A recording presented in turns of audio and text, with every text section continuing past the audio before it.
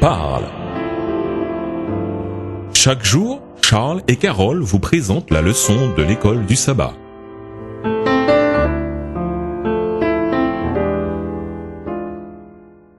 Bonjour chers auditeurs, Bonjour à tous. nous voilà au mardi 24 décembre. La foi, source d'assurance. Relisez Hébreux 10, les versets 19 à 25.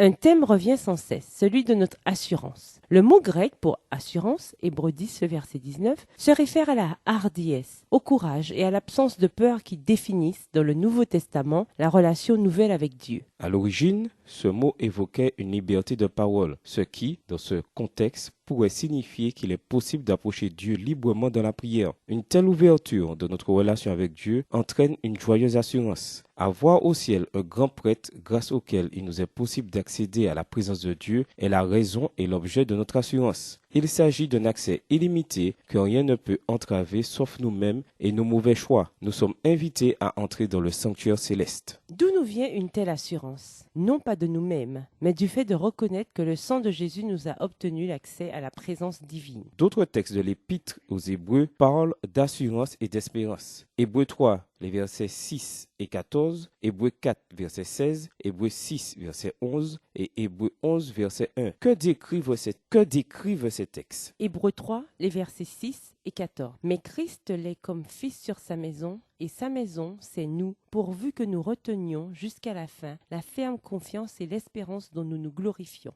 Verset 14. Car nous sommes devenus participants de Christ, pourvu que nous retenions fermement jusqu'à la fin l'assurance que nous avions au commencement. Hébreux 4, verset 16. Approchons-nous donc avec assurance du trône de la grâce afin d'obtenir miséricorde et de trouver grâce pour être secourus de nos besoins. Hébreux 6, verset 11. Nous désirons que chacun de vous montre le même zèle pour conserver jusqu'à la fin une pleine espérance. Hébreux 11, verset 1. Or, la foi est une ferme assurance des choses qu'on espère, une démonstration de celles qu'on ne voit pas. Il s'agit d'une assurance et d'une espérance qui ne s'appuient pas sur le moi, mais sur le Christ. Elles ne dépendent pas de la personne que nous sommes, mais de notre médiateur. Il est intéressant de noter que le croyant a une pleine espérance. Hébreux 6, le verset 11 et Hébreux 10, le verset 22. À l'évidence, le nouvel accès désormais ouvert pour toujours par la mort de Jésus entraîne infailliblement une pleine assurance et rien de moins. Il existe deux façons d'obtenir une telle assurance et de la préserver. L'une par la foi elle-même, Éphésiens 3, verset 12, l'autre par un service chrétien fidèle envers autrui,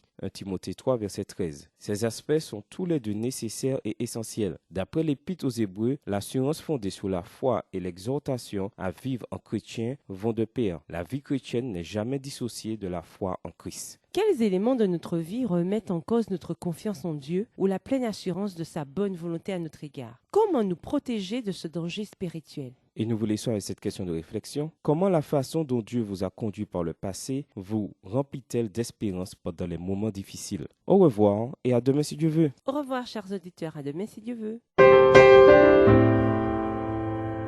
Dieu nous parle. C'était Dieu nous parle, présenté par Charles et Carole.